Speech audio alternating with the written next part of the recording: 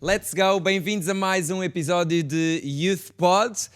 Este é o primeiro episódio de 2025 e nós hoje temos o privilégio de ter connosco um convidado muito especial. É alguém que já é amigo e família da nossa casa, pastor Luciano Subirá, e a pedir uma salva de palmas virtual aí em casa para ele.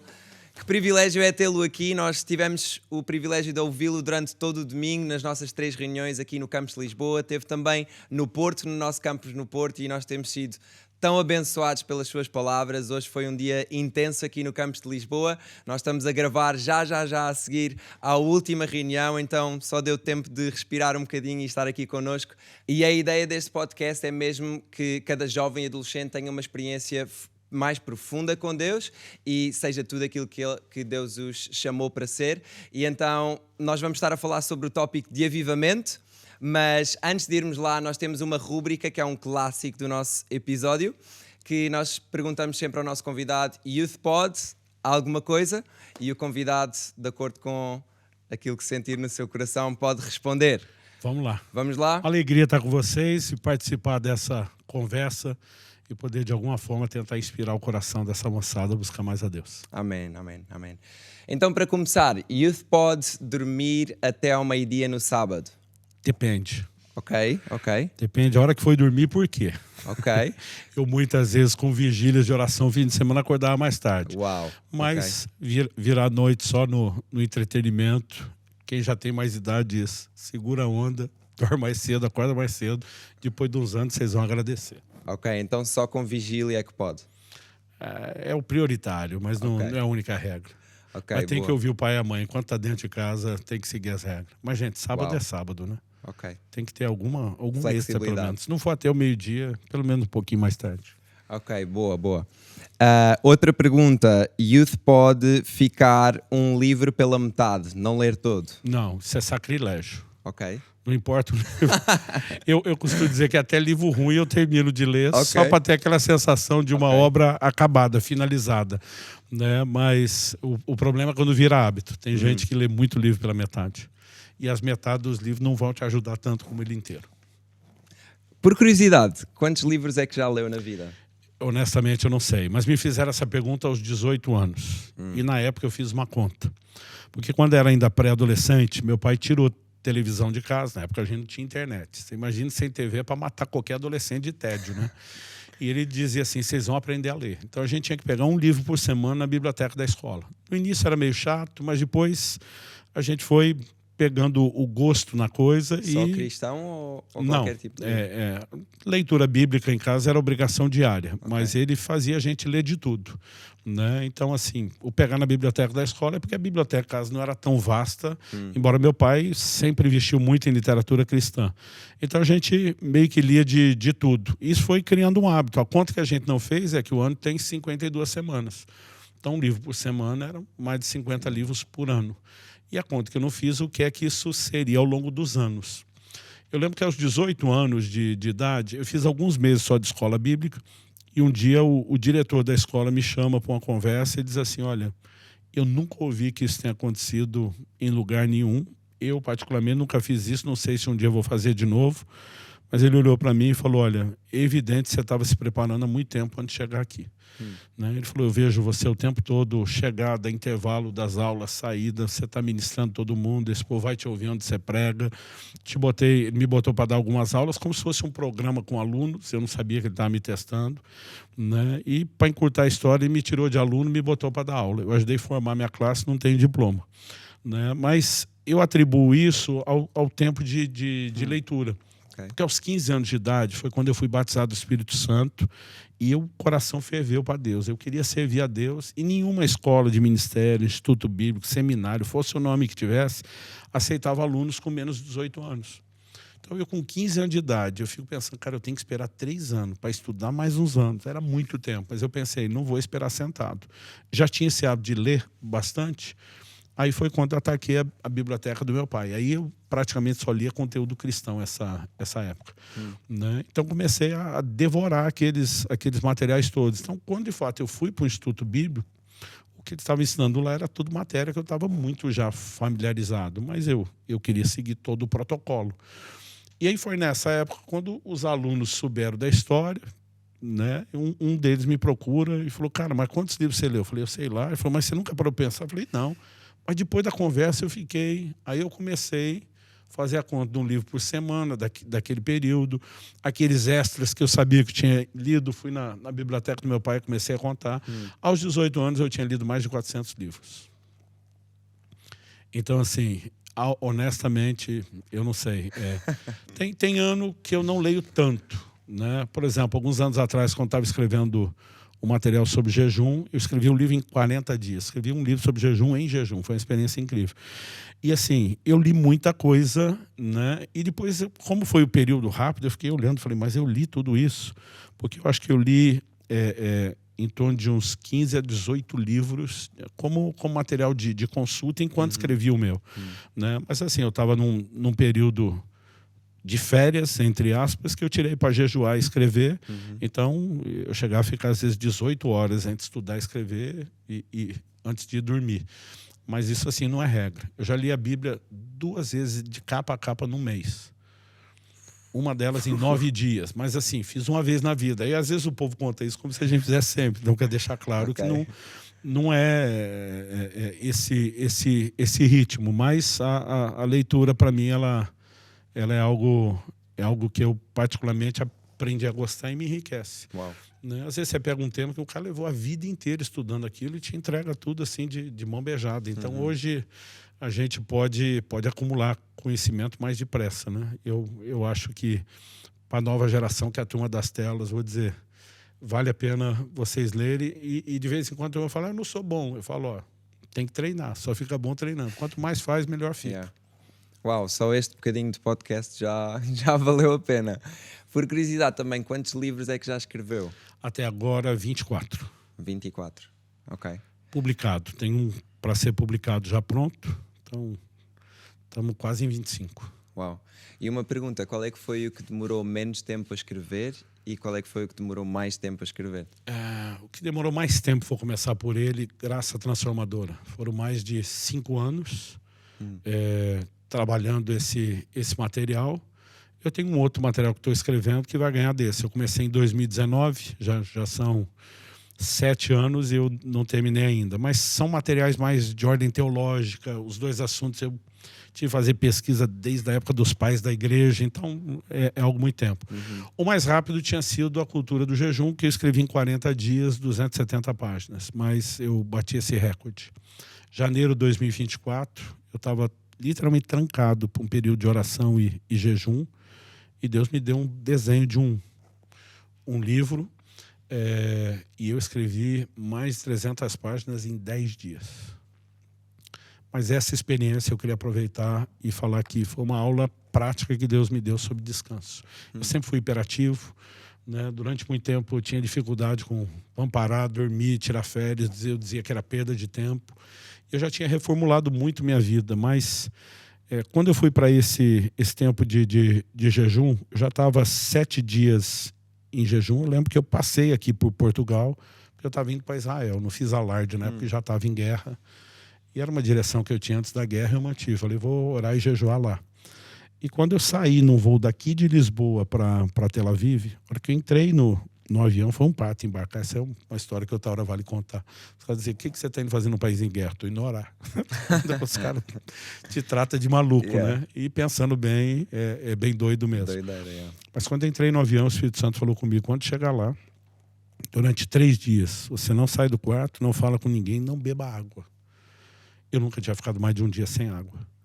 Tudo bem que eu já estava 7 dias sem, tinha passado todo um processo que ajuda, mas você imagina um hiperativo ficar 3 dias trancado num quarto.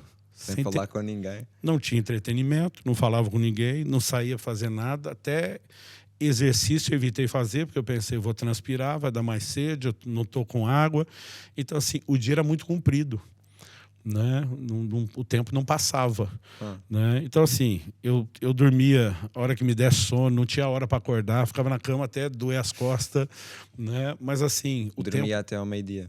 Eu estava naquela confusão do fuso. Não, estou brincando. Não, mas dormia mesmo, porque, assim, o fuso estava muito bagunçado. Então, assim, Mas mesmo durante o dia dava um soninho, eu dormia. Mas mesmo a ideia era ler a Bíblia toda naquele mês. Não era nem nos 40 dias, era em 30. Então tinha que ler uma média de 40 capítulos por dia. Mas como eu tinha tempo, eu lia, anotava, comentava, ia com calma. Mas por mais horas que eu gastasse lendo a Bíblia, o dia tinha mais horas. Aí vamos orar. Orava horas, não gastava o dia. Vamos adorar a Deus horas, não passava o dia. Então, assim, o que eu não percebi é que eu entrei num modo de descanso que eu nunca tinha experimentado. Que não era só o corpo, mas a mente. Principalmente sem tela.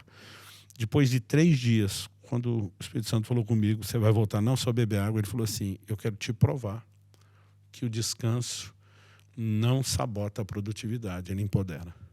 Uau. E aí, a hora que ele me deu esse desenho, minha mente estava tão descansada. Rapaz, foi 10 dias, escrevi esse livro. É um material que nós vamos lançar agora esse ano, 2025, sobre obediência. Foram mais de 300 páginas para mim. Ou, para bater esse recorde, tem um livretinho, mas ele é muito pequenininho, chamado Devocional Diário. Eu escrevi em 3 noites. Acordei uma madrugada, lembrando a pergunta de Pilatos, que farei de Jesus chamado Cristo. Aí escrevi 2 capítulos. Na outra madrugada, acordei de novo, mesmo horário, acho que era umas 3 da manhã. Escrevi o 3º e o 4º capítulo. Na terceira madrugada, acordei no mesmo horário e escrevi o 5º. Foi mas ele é um livro tão pequeno, né? É um livreto mesmo que aí eu acho difícil comparar. Proporcionalmente, essas 300 páginas em 10 dias foram o meu recorde. Uau. A outra pergunta que eu tinha era se Youth pode fazer um jejum de 40 dias. Uau. Poder pode, mas eu sempre digo, eu recomendo pelo menos 3 coisas antes de alguém chegar em 40 dias. De vez em quando o pessoal fica encorajado, porque assim, a moçada, eu não sei se é que vocês usam a expressão que a gente usa no Brasil para falar de extremos, fulano é 880. Usamos. Eu digo que a moçada é 8800, não é nem 80, né?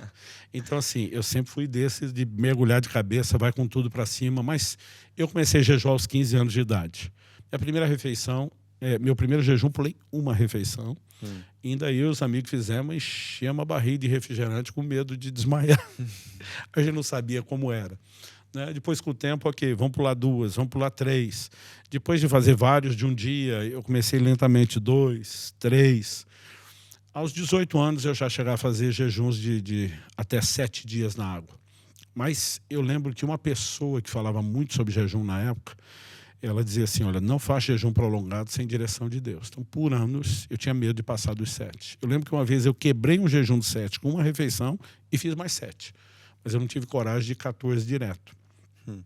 Depois, com o tempo, eu comecei a pensar, ok, eu talvez precise de uma direção de Deus para uma coisa muito maior, mas faço 7 há tanto tempo. Falei, vou subir 8, 9. Eu fui aos poucos, 10, 11, 12, 13. Acho que o 11 eu pulei, acho que eu fui do 10 para 12. 14, e durante muito tempo não passei desses 14. Em 2008 eu fiz um de 21, mas eu só fui fazer meu primeiro de 40 dias em 2018 por uma palavra de Deus. Então o que eu digo para as pessoas hoje? Em primeiro lugar, é bom ter prática com jejum em curtos, prazos menores, mais curtos, para você entender de uma maneira prática, né? Tem muita lição prática que o pessoal não entende. Então, por exemplo, a maioria para de comer, tem dor de cabeça, irritação, porque é um processo de limpeza do organismo. Aí, por exemplo, com o tempo aprendi que se você faz a desintoxicação antes, você não sofre depois. Então, com o tempo você vai aprendendo como seu corpo reage. A segunda questão, eu acho que ter um direcionamento, não fazer por aventura, também é importante. No meu caso, eu não faço sem acompanhamento médico. Okay. Eu já fiz 9 desses de 40. Agora, em abril, permitindo, Deus já vai ser minha 10ª experiência. Mas eu sempre tenho um médico acompanhando. Chega a pedir de 60 a 70 tipos de exame de sangue diferente, antes e depois. Porque, no caso, meu médico, ele falou, Luciano, eu não quero nem só te acompanhar, eu quero te estudar. Porque a gente não tem laboratório para isso na medicina. Né? Eu tenho trazido muitos amigos que fazem jejuns longos para ele poder acompanhar. Na verdade, a gente está juntando muito material bom, mas é uma forma de aprender e exercer cuidados. Aí esse dia alguém falou, cara, você já fez 9, você nem precisa mais do médico. Eu falei, preciso. Eu falei, por quê? Eu falei, por causa de doido que nem tu, que quer fazer a gente acreditar. Aí a gente até brinca. Mas eu acho que é um processo para o qual seria bom treinar. Né? E eu digo para as pessoas, tem jejuns parciais, né? Estilo Daniel, ou só com caldo de ossos, de legumes, que a pessoa pode fazer antes e ela vai descobrir o quê? Faz um jejum só com caldos, não vou dizer suco. Suco tem muita glicose e as pessoas acabam sofrendo mais porque elas não entram na cetose, que é a queima de gordura. Você, depois que entrar em cetose, depois de 3 dias sem comer, não tem mais fome. Então, os primeiros 3 são terríveis. Do quarto até o quarto e quinto, a pessoa ainda pode ter vontade de comer.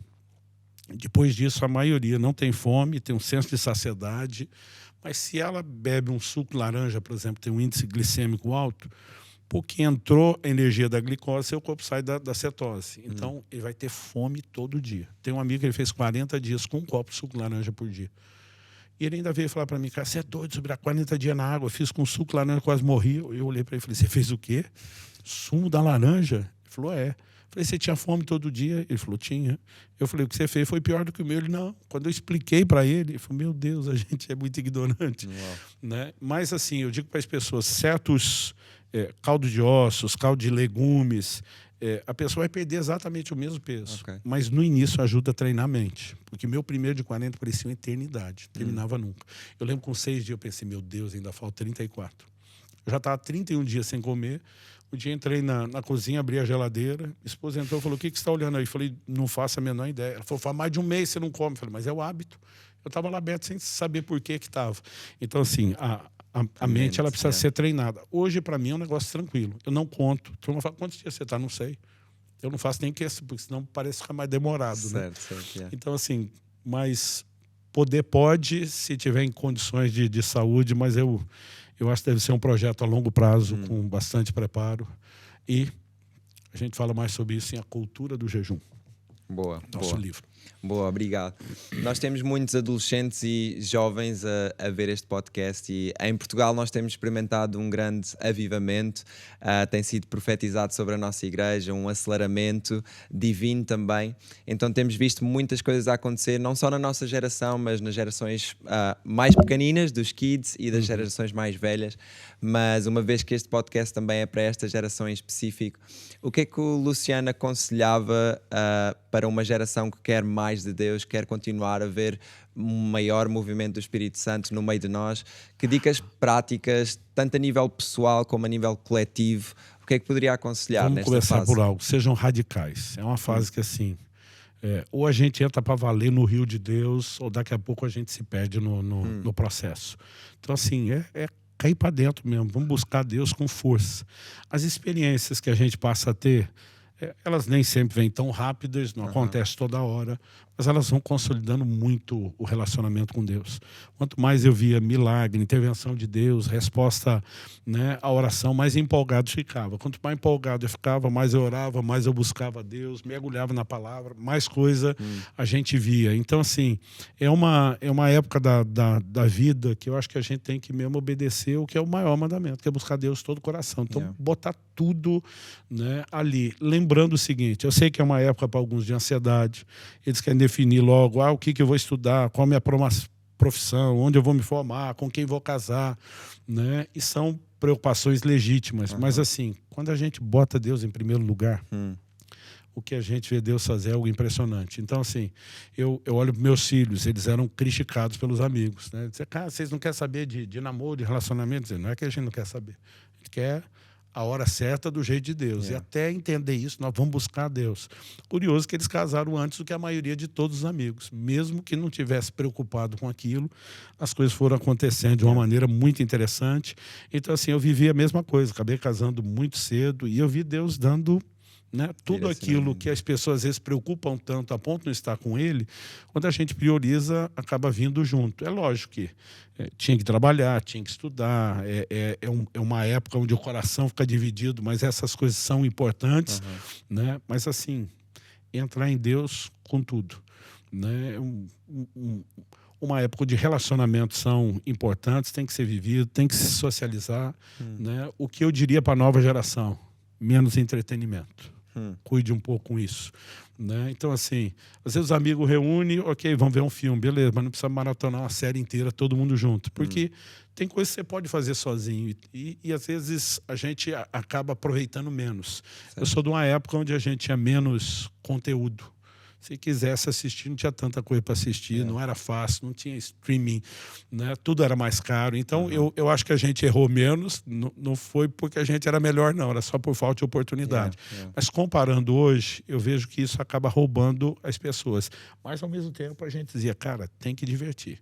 Então, a gente tinha, no sábado, definido o que era a hora do filme e o que era da vigília.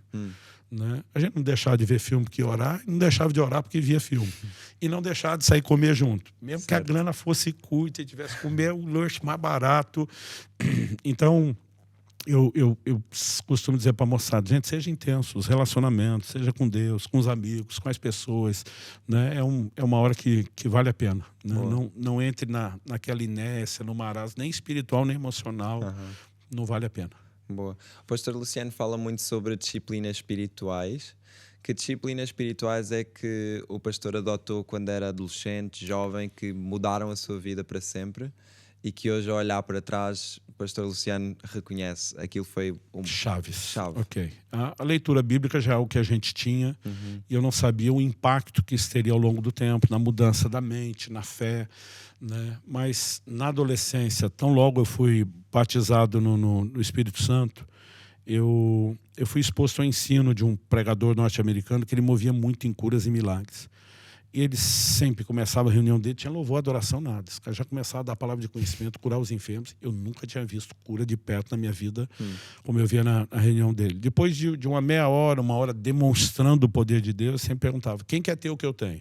Seguia uma mão a outro pé, mas a gente achava que ele ia botar a mão na cabeça da gente para dar um download gratuito, né? Aí dizia assim, se você quer ter o que eu tenho, faça o que eu fiz para chegar aqui. E ele estava muito sobre oração em línguas. Né? E dizia, olha, a Bíblia diz quem ora em línguas, em espírito ora e edifica-se a si mesmo. E dizia, tem um processo de edificação. E dizia, quem ora em línguas, em espírito ora, a mente está sem fruto. Né? Porque às vezes eu ficava questionando se eu falar em línguas era de Deus, porque eu começava a orar, mas daqui a pouco eu devagava. Quem ganhou o jogo ontem? Eu dizia, meu Deus, não posso estar orando. Aí eu estava lá orando, daqui a pouco pensava numa pizza. Aí eu dizia, não posso, eu tô orando. certo. E eu pensava, por que dá tanto trabalho? Eu achava que era só aquela coisa dos adolescentes ser distraído, mas não, a Bíblia diz que você em espírito ora, a mente está sem fruto, ou seja, eu aprendi com o tempo que era uma oração que eu podia praticar enquanto minha mente estava ocupada até no trabalho. Né? Okay. Quando eu não, trabalhei num banco até os 18 anos de idade, dos 16 aos 18, e quando eu não estava em atendimento público, estava em funções mais distantes, o tempo todo, lógico, baixinho, para não assustar ninguém, eu ficava orando em línguas. Né? E eu comecei a gastar horas nisso. Eu me trancava das 7, eu trabalhava nesse banco do meio-dia às 6. Né? Depois eu ia para a escola à noite, para o ginásio, como a gente chamava lá, para o colegial, mas eu bloqueei minhas manhãs. E das 7 às 11, eu passei um ano inteiro assim, trancado com Deus, a maior parte daquelas 4 horas falando em línguas. Os primeiros 6 meses parecia que não estava dando tanto efeito. Eu já percebia certas diferenças, mas assim, eu também escrevi um livro sobre isso, Falando em Línguas, que eu falo como a fé começou a crescer, a sensibilidade espiritual aumentar, a revelação da palavra, os dons começaram a se manifestar, né? E daqui a pouco a coisa rompeu e eu comecei a ver muito milagre. Né? Então, às vezes eu estava em lugares, eu não orava por alguém, eu só estava conversando, eu pensei, meu Deus, acabou de sumir uma dor. E não era uma coisa assim, eu dizia, cara, eu não fiz nada. Né? Eu lembro assim, lugares que a gente ia pregar, e eu não orava com as pessoas e começava a acontecer as curas. Né? Então isso me empolgou muito. Hoje, olhando para trás, eu acredito que foram 2 chaves. A terceira, eu acredito que eu demorei para entender e usar mais, foi o jejum. Eu já fazia, mas era muito esporádico. Okay. Né? Hoje, se eu voltasse lá atrás, eu teria incluído junto com a oração, principalmente a oração em línguas, eu teria incluído um pouco mais intensa e regrada a prática do jejum. E como é que chegou até ao Luciano que é hoje? Como é que foi descobrir o seu propósito, o seu chamado? Houve algum momento específico em que sentiu que Deus o estava a chamar para ser pastor? Como é que isso aconteceu? Como é que despertou o propósito no seu coração? O chamado para o ministério foi de 7 para 8 anos de idade. Eu estava numa escola bíblica do Ministério Infantil e trouxeram uma missionária que trabalhava com índios de tribos não alcançadas na Amazônia. Enquanto ela estava falando, cara, eu não consigo explicar, meu coração aqueceu, pegou fogo. Eu lembro dela citando Isaías 6, a quem enviarei, quem há de ir por nós, aí dizendo, eis-me aqui. E eu, na minha cabecinha de criança, falei, se o senhor está aceitando voluntário, eu estou aqui. Tanto que eu brinco até hoje, né? Eu não sei dizer se Deus que me chamou ou eu que me ofereci. Sério. Mas, de fato, o coração aqueceu, foi o momento chamado. Só que, como eu não tinha explicação, e ela estava falando sobre o campo missionário, trabalho entre os índios, eu achava que meu chamado era para ser um missionário pregando o evangelho para os índios. A partir daquele dia, todo mundo perguntava, o que você vai ser quando crescer? Missionário entre os índios. E tinha gente que nem era crente, nem sabia o que era isso, eu tinha que explicar se é que conseguia. Aos 15 anos de idade, quando eu fui cheio do Espírito Santo, e Deus começou a falar comigo a respeito do assunto do chamado, então, quer dizer, dos 8 até os 15 é uma lacuna, eu não sabia o que esperar. O Senhor falou comigo, eu nunca te chamei para ser missionário entre os índios. Você ouviu alguém que trabalhava e deduziu que era isso. Né? O Senhor falou, eu vou te usar mais em missões urbanas do que lá no meio do nada, como você acha. Mas aí eu comecei evangelizando das ruas, que é o que estava ao alcance. Eu era apaixonado pelo ministério dos evangelistas, principalmente os caras que pregavam para as multidões, curas e milagres. Porque na minha cabeça, assim, era os caras que iam ter muito galardão, ia ser rico no céu. Né?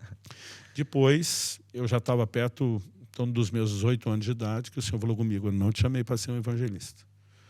Eu quero te usar na área do ensino. E na época o ensino, eu achava uma coisa muito chata, porque assim, a gente pensava nas escolas bíblicas, que às vezes o professor que estava lá era herói, porque ninguém queria fazer, o cara aceitava, mas não era o chamado dele, o ensino não era aquela coisa mais empolgante. Então, certo. Assim, eu achava, não vai ser isso tudo. Mas depois eu comecei a entender tanto a importância do ensino, como o fato de que você não precisa ser só o cara chato com um termo técnico, né? Que você pode dar ferramentas de como fazer, de como viver. E aí, quando eu estava começando a entender o ensino, eu ainda praticava isso num contexto itinerante, viajando, servindo igrejas. E aí Deus falou comigo sobre o pastorado. Essa foi a parte que eu mais lutei, porque eu sou filho de pastor. Com que idade é que... Eu estava agora perto dos 20. Okay. E aí foi a parte que eu mais relutei, porque como filho de pastor, não gostei do modelo, da estrutura onde eu cresci. Eu dizia para Deus, olha, a última coisa que eu vou ser na vida é pastor. Depois que eu fui pastorado, falei, cheguei no fim da linha. A última coisa. Né? Mas o que acontece? Antes de ser pastor, eu estava exercendo um ministério como avivalista que estava crescendo muito.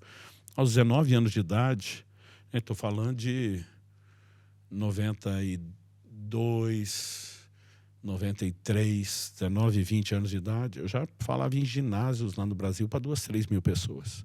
A igreja brasileira não tinha a força que tem hoje, mas já era algo significativo. Certo. Eu lembro que quando começou o ano 93, 94, nossa agenda já estava bloqueada assim, que era só para os convites internacionais. A coisa estava indo a 1000 por hora.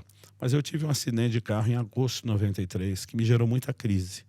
Né? Porque eu dizia para Deus, certeza que isso foi coisa do Satanás. Eu dizia para Deus, o diabo só pode tocar com permissão. Eu dizia para ele, ou minha ou sua.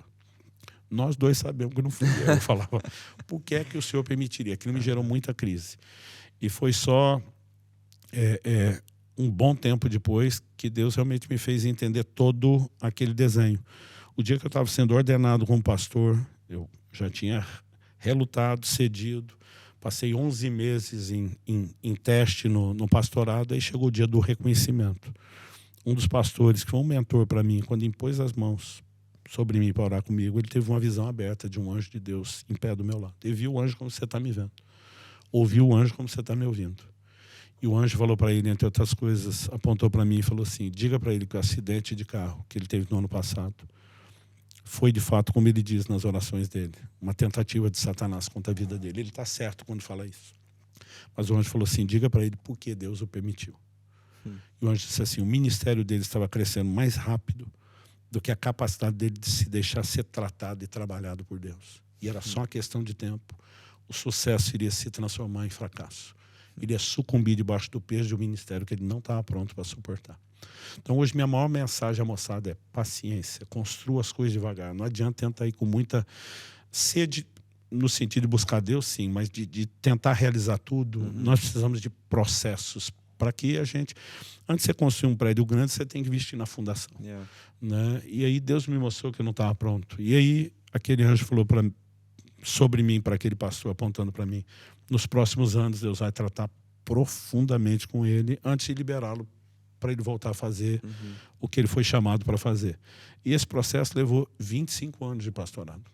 Foi só em dezembro de 2018, desde dezembro de 93, quando eu parei, que eu de fato voltei a me dedicar assim, com exclusividade a esse ministério hoje, onde eu realmente viajo muito. Né? E eu passei por um processo de entendimento, porque assim, quando você pastoreia, você perde um pouco de uma fantasia, de um avivamento que é irreal.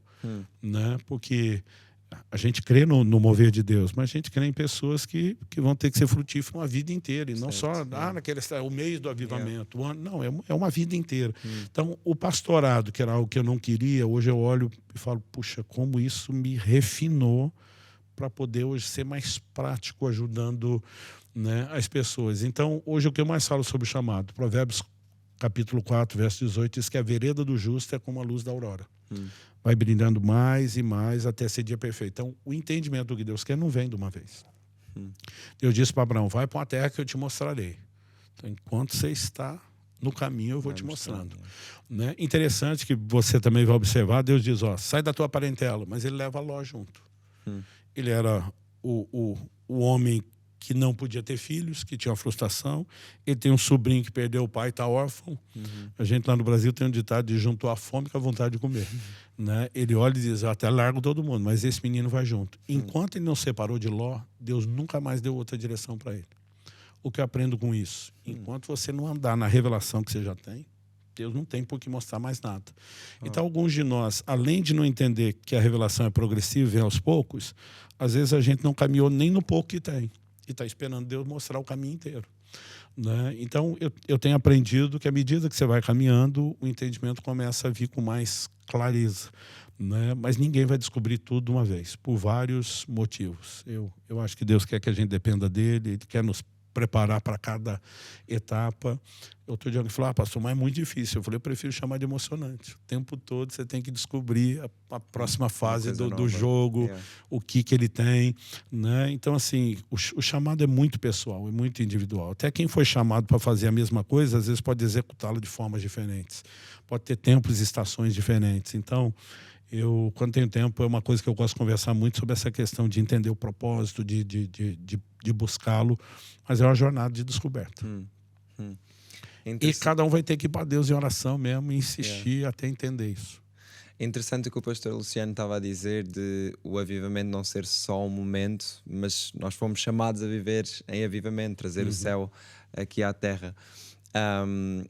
Como é que o pastor Luciano poderia aconselhar alguém que já recebeu uma palavra vinda de Deus específica, mas não sabe quando é que o cumprimento dessa palavra vai chegar, e ao mesmo tempo continuar com a chama acesa, continuar com entusiasmo, e parece que a palavra nunca mais se cumpre?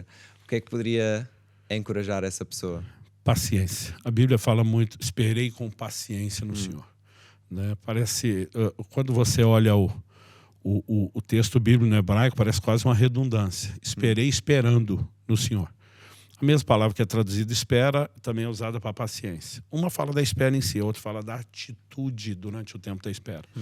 Né? E eu comecei a perceber na Bíblia, eu sempre fui, talvez por ser desses hiperativos, sempre tive dificuldade com a espera. E eu errei muito, sempre querendo avançar e andar antes da hora. Histórias como essa de que Deus precisou me parar, eu posso contar várias. Né? Porque estava assim, sempre com pressa. Então, a minha dificuldade sempre foi esperar. E hoje eu tento encorajar as pessoas dizendo, gente, nenhum de nós está perdendo na espera. A gente tem que confiar em Deus. Né? Então, Jacó tem lá seus filhos todos, mas é José que vai ter um sonho profético, um chamado definido de governo. Daqui a pouco as coisas começam a acontecer tudo ao contrário. Os irmãos vendem ele como escravo. Né? Agora, a Bíblia diz que enquanto ele estava na casa de Potifar, ele se torna chefe dos escravos. O que eu digo para as pessoas, está esperando o cumprimento, quando está esperando, vai treinando porque Deus chamou. Uau. Então, pô, ele tem um chamado para ser líder, eu vou liderar escravo. Daqui a pouco ele é preso injustamente, chefe dos presos. Eu não acho que era só a liderança natural. Certo. Era alguém dizendo, cara, cada uma dessas fases vai ser treinamento. E o que a gente descobre ao longo do tempo é que são treinamentos, processos onde Deus refina o nosso caráter, onde Ele melhora as nossas habilidades. Então, assim, não tem ninguém na Bíblia que recebeu uma promessa de Deus que viu cumprimento instantâneo.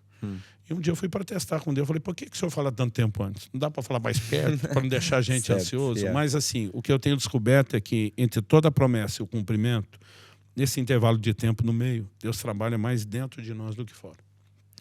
O foco é muito mais trabalhar em nós do que mudar as circunstâncias. Então, assim, Deus não costuma fazer depressa nada do que Ele prometeu. Então, para a turma, para a moçada que está nessa fase de ansiedade, afoito na vida, eu digo, vai ter que aprender a esperar, mas a espera pode nos refinar, ela não deveria nos desanimar. É mais fácil falar isso hoje, aos 52 anos, Certo. depois que eu entendi que não tem jeito de viver sem a espera e o quanto ela foi benéfica. Enquanto não entendi isso, para mim, era uma das minhas maiores agonias. Puxa, Deus falou, ainda não aconteceu. Né? Hoje a turma fala, cara, Deus falou, não aconteceu. Eu digo, mas vai acontecer. Ele falou, vai fazer. Então você vê um Abraão, ele promete o filho, 25 anos. Né? José, a Bíblia fala do sonho aos 17, mas ele só vai estar diante do faraó aos 30. No mínimo 13 anos nós temos ali. Né? Aliás, 17 quando ele foi para o Egito, nós nem sabemos quando ele teve o sonho. Né? Você pega Davi, né, fugindo de Saul. Nas minhas contas, o mínimo de tempo que Davi fugiu de Saul e esperou antes de ser rei foi 15 anos. Né? Então, quando você começa a olhar, fala, cara, as coisas não acontecem tão depressa. Mas por que Deus fala antes? Para que a gente se prepare, para que a gente coopere com Ele no processo. Né? Então, assim, Paulo diz a Timóteo, de acordo com as profecias foram ditas a teu respeito, combate firmado nelas o bom combate. Né? Então, eu tenho aprendido que enquanto a gente espera, a gente também não espera só sentado. Como eu posso cooperar com Deus? Então, o meu chamado é para pregar, ainda não tenho oportunidade. Vamos estudar a Bíblia, vamos crescer no aprendizado. Né? Vamos ter uma vida de oração, vamos entrar num lugar em Deus onde Ele abra as portas. Né? Então, assim, eu aprendi que há coisas que você pode antecipar enquanto espera, sem forçar. A gente, por exemplo, tem uma palavra de Deus, desde que era garoto, de que o nosso ministério ia tocar nações. Faz anos que nós estamos trabalhando a tradução dos materiais. Né? Aí esse dia alguém falou, não, o Subirá tem um ministério internacional, um monte de livro traduzido. Eu falei, a maioria está traduzido, não está publicado. Uma hora que Deus abrir a porta, eu estou pronto. Eu estou ali, ó. Né? Agora, eu não posso forçar e entrar antes. Né? Então, são coisas que você vai lidando. Saber esperar, mas ao mesmo tempo, enquanto você espera, e se preparando para a próxima fase. Tocou aí num ponto muito importante, que é a questão de não forçar. Que diferença é que o pastor Luciano Subirá diria que é um avivamento forçado, movido apenas por sentimentos, por emoções, ou um avivamento real na vida de uma pessoa ou na vida de uma geração? Olha, eu não chamaria forçado. Todo avivamento, todo nível de despertamento, ele tem que ter um fogo de Deus. Mas eu diria que tem avivamento mal alimentado. Não sustentável, vamos dizer assim. Cara, meu coração está queimando há pelo menos 37 anos. Né? Eu vi muita gente no caminho que apagou, acendeu de novo, mas a Bíblia diz, não apagueis. Então, eu comecei a entender algumas coisas. Tem hora que você está no ambiente, todo mundo está fervendo e pegando fogo. Tem hora que você vai estar lá sozinho. Né? E eu tomei a decisão. Cara, eu estou esperando... Eu mencionei hoje, em pelo menos 2 das 3 pregações, uma frase atribuída a um camarada chamado Stephen Olford. Eu nem sei quem é, mas eu li isso em algum lugar e eu memorizei aquilo. E dizia, a espera de um avivamento coletivo não é desculpa não viver um avivamento pessoal.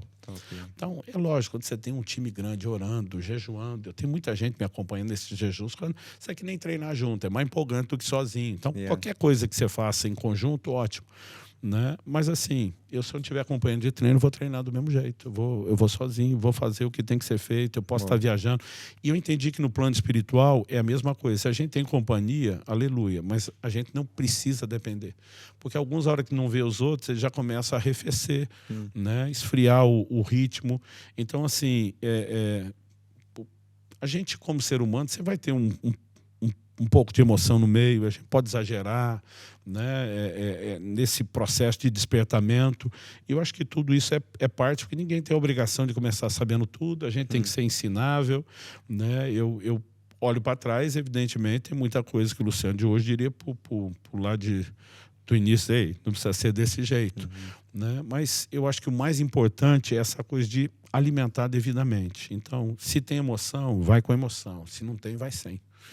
Né? Então, assim, Boa. cara, eu descobri, eu não preciso ter vontade de ler a Bíblia e de orar, eu posso fazer sem. Hoje mesmo, num dos cultos, eu contei a experiência, na hora que Deus me chamou para orar, eu não queria orar, eu queria dormir.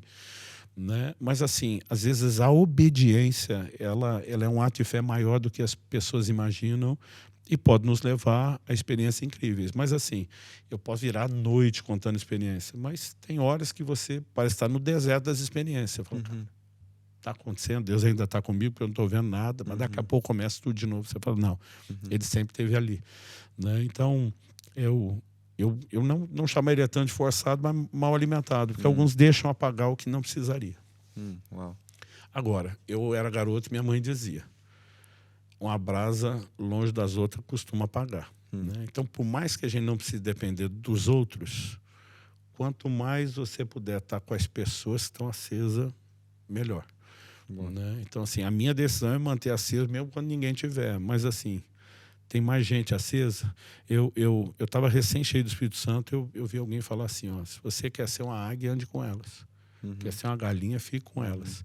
Né? Era uma história, uma parábola que eu acho que é ligada à independência de Gana, país da África, que o camarada fala de uma águia que foi criada entre as galinhas, demorou para descobrir que era águia. Né?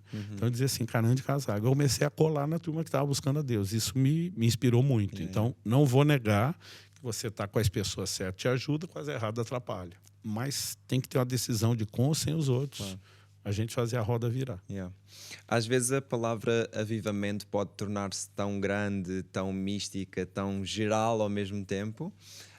Que sinais é que o pastor Luciano diria que ao olhar para um ministério, olhar para uma igreja, olhar para alguém, que sinais é que o pastor Luciano diria que, ok, aqui está a acontecer um avivamento? Bom, mapeando biblicamente, a gente consegue perceber muito mais o caminho que pavimenta a chegada do que só dizer como que vai ser tudo depois. Bíblica, historicamente, né? A ideia de avivamento estava faltando vida e entrou vida. A vida voltou num vigor diferente. Né? Então, normalmente a gente associa isso a cristãos que não estavam no ritmo que deveria, dão aquele gás, aquela volta, aquela melhorada. Normalmente, o caminho que prepara sempre envolve arrependimento, consagração, santificação, oração, jejum, essas coisas estão lá.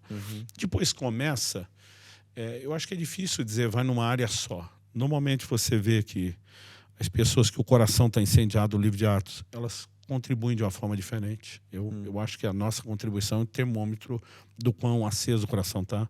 Elas servem de forma diferente, né? E elas começam a se posicionar para buscar a Deus de forma diferente. Então, eu costumo sempre dizer, gente, a gente tem que ver sinais em todas as áreas. Né? Então, assim, quando olho para um povo, como o momento vocês estão vivendo, poxa, estão buscando a Deus de forma diferente, estão contribuindo de forma diferente. Não dá para fazer o que vocês fizeram aqui em 3 meses, né, se ninguém tivesse engajado. Né? Estão se dispondo, não só o serviço interno do voluntariado, mas o evangelista. Você começa a ver, poxa, tem uma vida acontecendo. Né? Agora, isso em relação a quem está menos, já pode ser avivamento. Para quem converteu já nesse nível e daqui a pouco vai experimentar mais, a gente vai chamar o avivamento a próxima fase. Porque o avivamento, a gente costuma dizer, é quando deu aquele turbo. Né? Então, assim, eu acho muito difícil dizer o que é. Para muitos países do mundo, o que nós, digo nós, tanto brasileiros como Portugal, estamos vivendo já é avivamento. Né? Para nós que estamos acostumados com dessas coisas, para nós a definição de avivamento é a hora que a gente for para o next level, né? Pro próximo nível. Então, às vezes é muito difícil limitar, mas para mim o avivamento é quando a gente entrou num lugar onde o dedo de Deus já está fazendo muito mais do que o que a gente faria se ele não estivesse lá, dando um empurrão. E que coisas é que podem parar um avivamento ou impedir o mover do Espírito Santo? Quando o apóstolo Paulo escreve aos Tessalonicenses, diz, não apagueis o Espírito, ele sugere que o relacionamento com o Espírito Santo é algo parecido com fogo. Você bota o combustível, o fogo continua ardendo. Não botou, ele vai apagar. Né? Bota mais lenha na fogueira, mais fogo. Bota menos, ainda que não apagou, pode ter menos fogo. Essa analogia, para mim, fala de algo que tem que ser alimentado. E o alimentar, para mim, é uma entrega. Coisas que podem apagar. O próprio pecado. A Bíblia diz por Jesus, Mateus 24, se não me engano, verso 12. Se não for 12, está bem por ali. Ele diz, por se multiplicar a iniquidade, o amor de muitos esfriará. Então, assim, quando eu falo com a turma, gente, maneira o entretenimento, não é só para ser bom mordomo do tempo, é que existe uma influência. Nós estamos vendo filme e seriado, não estou dizendo que é pecado ver, mas, por exemplo, a gente pega padrões de moralidade, de um casamento monogâmico, fiel, e essa cultura que a gente promove. Quando a gente está se divertindo, cara, a gente nem percebe, mas está torcendo para largar a rabugenta da esposa e ficar com a amante. Então, são valores que, se a gente não perceber, estamos nos reprogramando. Né? Então, assim, não é só o nosso pecado que nos esfria. Às vezes é aceitar a prática de pecado de outro de tal maneira que daqui a pouco você começa a sentir, né? Poxa, eu sou o único diferente, eu que estou exagerado. Já estamos né? lá no Então, meio. além do próprio pecado, um convívio com gente que deliberadamente está na contramão, ele pode nos sufocar. Então, assim, eu gosto do entretenimento, mas é uma coisa que nos últimos anos ela ocupa cada vez menos tempo na minha vida, porque eu penso assim, se isso tiver mais presença que o tempo de palavra e oração, eu vou ter um desequilíbrio. Né? Então, mas não sou desse que fala assim, cara, não pode. Eu digo que o tempo, depende da maturidade de cada um, você vai aprendendo a ser mais seletivo. Claro. Né? Mas esse é um dos exemplos. Agora, o não estar diante do Senhor, o não alimentar-se da presença dele, para mim já é deixar de botar combustível. Mas tem gente que ele até está botando combustível, mas jogando água na fogueira, né? Então Não vai... não vai ferver muito mais do que aquilo e pode apagar o fogo. Então, a gente tem que ficar atento. Como é que é uma semana do pastor Luciano Subirá? Olha, eu não tenho semanas que são sempre iguais. Teve uma época que eu tinha uma rotina que ela era assim, muito, muito rígida. De domingo a quarta, normalmente eu estava lá em casa e com a igreja, quinta, sexta, sábado, viajando, pregando. Durante anos, essa foi minha rotina. Né? Hoje tudo mudou. Então, por exemplo, na igreja, minha função hoje é supervisionar nossas igrejas. Okay. Eu já não tenho gabinete, já não dou atendimento, não tenho horário de reunião, a não ser os cultos que eu prego, que não são todos. Né? Então, assim, tem semanas que eu acordo, um dia como amanhã, por exemplo, segunda-feira, para mim, de manhã, é sagrado dormir.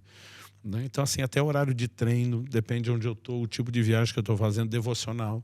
Tem hora que ele rende de manhã, tem hora que é melhor à noite, tem hora que eu leio mais a Bíblia num avião, no aeroporto, do que só em casa ou num quarto de hotel. Mas, normalmente, hoje, meu ritmo de agenda é assim, é pregar quase todo dia. Né? Eu acho que essa semana a gente se deu uma folga na quinta-feira. Né? Mas, assim... acaba que por onde passa, né? Então daqui nós estamos indo para a Espanha. Aí um colega do Algarve falou, cara, você nunca tem agenda, para aqui atendendo. Ok, vamos parar um dia, né? Damos um dia de break, de passeio, mas servimos eles lá. Aí estamos indo para a Espanha. Então eu tinha reservado, depois de ministrar o próximo fim de semana em Sevilha, uma ida a Barcelona. Os amigos já estão ouvindo, já começaram. Cara, tem igreja em Barcelona. Então eu estou orando a respeito aí eu vou conversar com Deus, com a minha esposa, e dizer, e aí, senhor, é só o passeio ou o senhor quer que faça algo? A gente tenta ser sensível. Uma das primeiras vezes que eu vim com a minha esposa para a França, que era um sonho que ela tinha de conhecer, a gente não tinha a menor condição, mas tinha uma viagem para o Japão, e a companhia aérea mandou a notificação meio que se desculpando, mas tiveram que mexer no meu voo. Eles abriram uma conexão de 2 dias em Paris. Eu nem reclamei, né? Porque eu falei assim, cara, eu não consigo fazer essa viagem. E aí, eu de brincadeira fui orar e falar com Deus. Falei, Senhor, quero pedir sua permissão para passear esses 2 dias, porque eu não preciso ficar dentro do aeroporto e tal. Mas eu estava meio que em tom de brincadeira. Eu queria mais usar aquilo para agradecer a Deus. O Espírito Santo falou comigo assim, isso foi em 2010. O Espírito Santo falou comigo, você está liberado para passear um dia. outro dia você vai para a Suécia. Falei, fazer o quê na Suécia? Não conheço ninguém na Suécia, nunca fui na Suécia. Ele falou comigo, você recebeu um e-mail te convidando para pregar lá 2 anos atrás.